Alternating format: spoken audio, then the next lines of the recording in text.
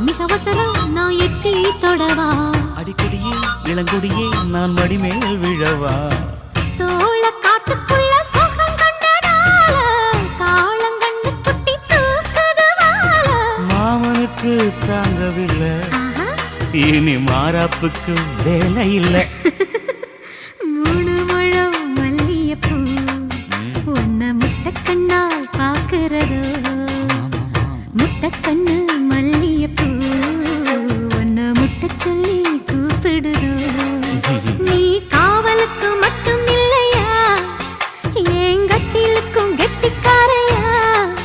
நான் சொடக்கெடுக்க சொல்லி தரையா நீ கிட்ட வாயா மல்லியப்பூ என்ன முட்டக்கண்ணா பாக்குதடி முட்டக்கண்ணு மல்லியப்பூ என்ன முட்ட சொல்லி